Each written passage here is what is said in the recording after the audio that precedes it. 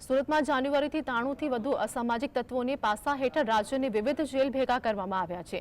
સુરત શહેરમાં શાંતિ સાથે કાયદો વ્યવસ્થા જળવાઈ રહે તે હેતુથી અસામાજિક તત્વોને જેલના સળિયા પાછળ મોકલાયા છે।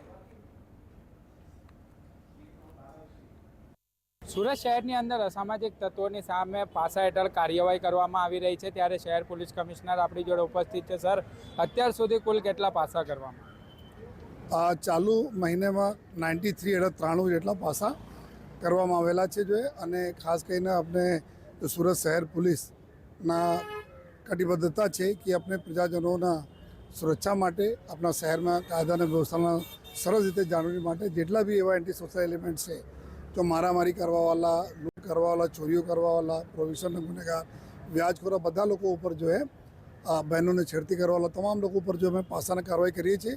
ચાલુ મહિનામાં 93 થયા છે, ઓર બી થશે। અભી આવનાર દિવસોમાં અમે તમામ અધિકારીઓને, તમામ થાણા અમલદારોને સૂચના આપી છે કે કોઈ એવા તથ્યો જો પબ્લિકને રંજાડે એના તાત્કાલિક જો એના ઉપર ગુના દાખલ કરે, અને દાખલ કરીને જો એના દાખલારૂપ બેસે જો આ રીતે કાર્યવાહી કરે અને એના પાસા બનતા હોય કેસ તો પાસા કરે, જેથી अपने शहर में जो मिनी भारत गणाय है, लोग दूर दूर से अपना व्यापार काम धंधा माटे आवे छे, इंडस्ट्रीज है, तो एना कोई पण प्रकार कोई तकलीफों नहीं पड़े एवा हिसाब से अमे लोग आ कार्रवाई आवनार दिवसों पर करता रहे छे। સાહેબ, પાસાની હેઠળ કાર્યવાહી કરવામાં આવી રહી છે, આરોપીઓને કઈ રીતની પોલીસની એક ચેતવણી?